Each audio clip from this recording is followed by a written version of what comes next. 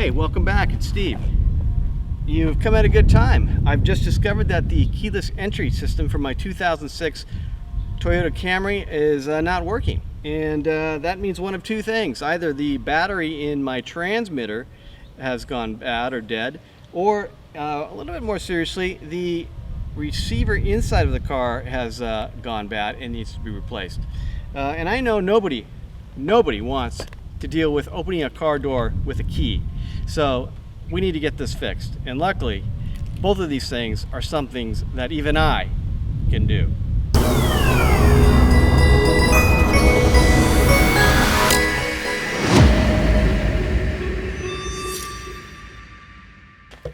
Okay, so if you're lucky, all you need to do is replace the battery in your key fob. All right, now that's easy to do. It's a lithium battery. This one is a 2032. I have some Duracells to replace it with. And now to get access to it, there's a little bit of a notch here. Now when you open this, you want to have the buttons facing down. That way, when you pop it open, the buttons don't go all over the place. All right, so we're just going to take our screwdriver and we're going to slide it into that notch and just turn it a little bit. I'm going to turn mine to the left, and then it just pops open just enough. Again, we want this side to come up. That way you don't lose your buttons on the other side. There's our battery. We're just going to slide that out of its little slot here. And then we have our new Duracell battery that we can slide in there. There it is. Positive side up. Just slides right in. There we go. And then we'll close up our little hatch and snap it down tight. Make sure all our buttons are still in place, and then we'll go give it a test. Okay, so we've swapped out our battery. We'll give it a try. All right, so in this case, still no luck, which probably means that it's the receiver inside the car. So let's tackle that next. Okay, so it doesn't look like it's our key fob. We've checked both batteries, and you know, another hint there is that when both key fobs go bad at the same time, that means it's likely not the key fobs. It's probably something else. So let's hope that the problem is our receiver, and that is just located here behind this panel. The panel is just held on by some rivets, I guess you'd call them, and we're gonna pull that off. So just get in there, pop that forward, and pull that away. So here it is. This is the unit right here, and all we have to do is swap that out, and that is really simple. So it's held on there by a single nut, so we'll just unscrew that.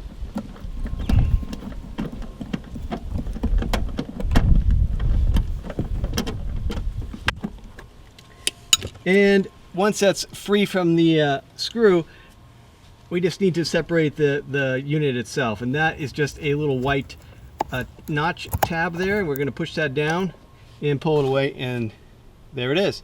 So our model number is on this bracket that holds it together, and this particular model is 89741-AA020. Now, like I said, these are available from Toyota. You can buy an original equipment made by Toyota, $1,000. I got my replacement on eBay for about 40. Okay, so this is our old unit, and here's our new or used unit that we got off of eBay. And all we're going to do at this point is just plug it in. So you take your modular clip and you just snap it in there. There's only one way you can go, and we'll go the other way. And now it's connected. Although it's connected, it doesn't yet know this car, and it won't recognize the key fob. So we're going to go through that process next. Okay, so we've replaced the receiver, but we have a key fob that has never met this receiver. So we're going to need to repair it so that it recognizes and can communicate. Now, to do that, we have to put the car into the repairing mode, which involves a series of steps here that we have to go through in a very precise order. All right? So step one is to unlock the car and have your driver's door open. Next, we're going to insert the key into the ignition without turning it twice. 1, 2. Then we're going to close the driver's door and open it twice. 1, 2. Now the key goes back in the ignition without turning it, and remove it once. Then again, we're going to close and open the door twice. 1, 2. Now we'll put the key in. Again, don't turn it, and then close the door. Now we'll turn the car to the on position and the off position. On, off. And then we'll remove the key. And that should set the car into the mode. And you'll know it because the locks will lock and unlock. Now we're going to take our new key fob and we're going to push and hold the lock and unlock button simultaneously for 1.5 seconds. 1, 2. All right, final step is to hit the lock button. And then again, the doors will lock and unlock, indicating that it is now paired. All right, let's give it a try. Lock. Good. Unlock. Good. And unlock again. That unlocks all the other doors. And we are good to go. So this one is now programmed. Of course, if you have additional key fobs, you'll need to program them as well in the exact same manner that we just did. All right, now that we know that it works, we're going to reattach everything. So this piece is going to slide in to the little holes here,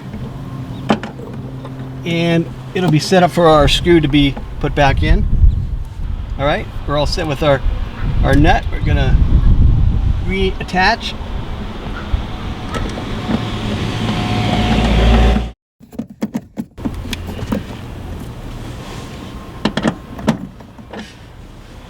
Okay, so that is back up there. Next step is to put our panel back into place. Take a look at the panel that you removed, and you'll notice that the way it connects to the car is with these little white clips. Now, the problem is that the white clips don't always come free of the body of the car, and you can see that I still have one in place there. So we're going to need to remove those, and we want to take these clips and attach them to this molding in each of the places where they are missing. So like there's 2 there, and I need this one more, which is the one that I just showed you there. So we're just going to use our flathead screwdriver, and we're going to slide that underneath. We can get access to it.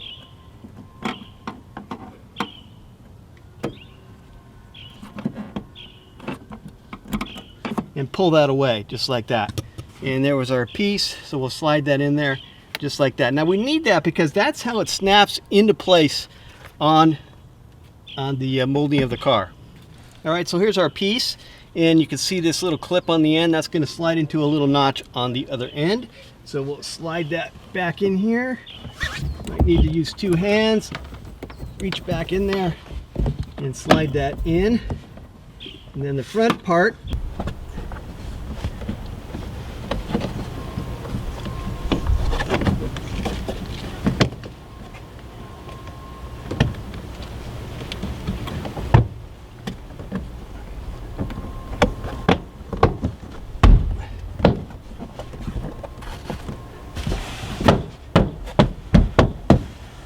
okay, a little more difficult than it looks, but we did get it in there, all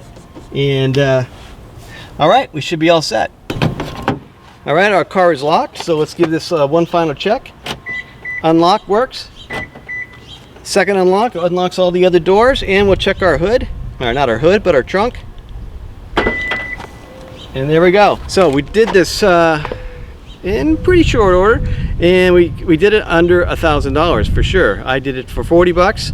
You should be able to find this part on eBay or go to one of your local junkyards, see if they have a Toyota Camry that you can rip one of these things out of, and just get yourself one that's working for fairly cheap. So if you found this video helpful, please hit that like button, and of course subscribe. Use our links below if you need any of the things that we talked about today, the wrench set or something like that. That is all down there. Until next time, this has been Steve for Things That Even I Can Do.